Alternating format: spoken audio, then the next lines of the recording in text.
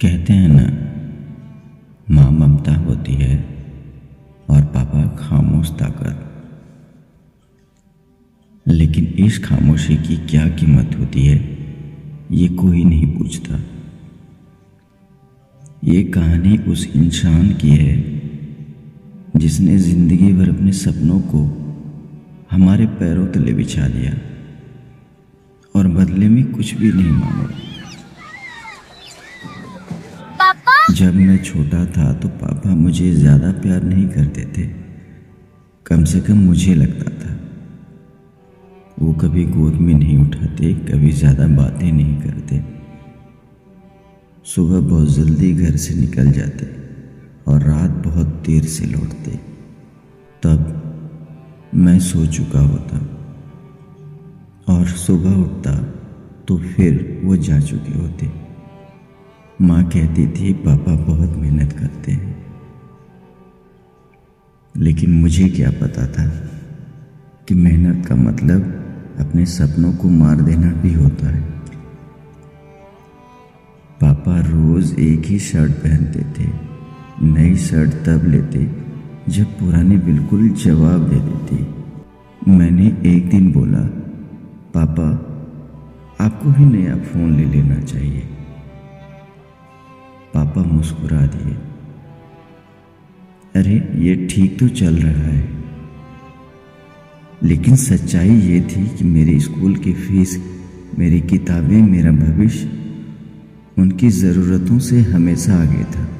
मैंने कभी नहीं देखा कि पापा ने अपने लिए कुछ खरीदा हो। वो थके हुए आते, लेकिन थकान कभी चेहरे पर नहीं आने देते थे, क्योंकि पापा जानते थे कि अगर वो टूट गए तो घर टूट जाएगा। एक दिन मैंने देखा कि पापा देर रात खामोशी से बैठे थे, हाथ में पुराने कागज़, आंखों में चिंता। मैंने पूछा, पापा सब ठीक है ना? उन्होंने जल्दी से कागज़ समेटे और बोले, हाँ बेटा, बस ऐसे ही। मुझे बाद में पता चला कि वो कर्ज के कागज़ थे। उन्होंने अपनी ज़िंदगी सिर्फ इसलिए हल्की नहीं होने दी ताकि हमारी ज़िंदगी भारी ना हो जाए। पापा ने कभी नहीं कहा कि मैं थक गया हूँ, लेकिन हर झुकी हुई पीठ, हर सफ़ेद बाल चुपचाप चीख रहा था। इसके कुछ दिनों के बाद पापा बीमार रहने लगे। हमने कहा, डॉक्टर को दिखाइए। पापा बोले, अभी ज़रूरत नहीं है। असल में वो हमारी ज़रूरतें पहले पूरी करना चाहते थे। बीमारी बढ़ती गई और पापा धीरे धीरे चुप हो गए। अस्पताल में जब डॉक्टर ने कहा हम देर से आए हैं, तो पहली बार पापा की आंखों में डर देखा। लेकिन फिर भी उन्होंने मेरा हाथ पकड़कर कहा, घबराना मत बेटा, सब ठीक हो जाएगा। वो आखिरी बार था जब पापा ने मुझे तसल्ली दी थी। पापा बहुत जल्दी चले गए, इतनी जल्दी कि मैं उनसे कभी ठीक ठाक से बड़ा होकर बात नहीं कर पाया। उनसे ये नहीं कह पाया कि पापा आप भी जरूरी थे। आज जब मैं कमाता हूँ तो समझ आता है कि पापा की तनख्वाह कभी पैसों में नहीं थी।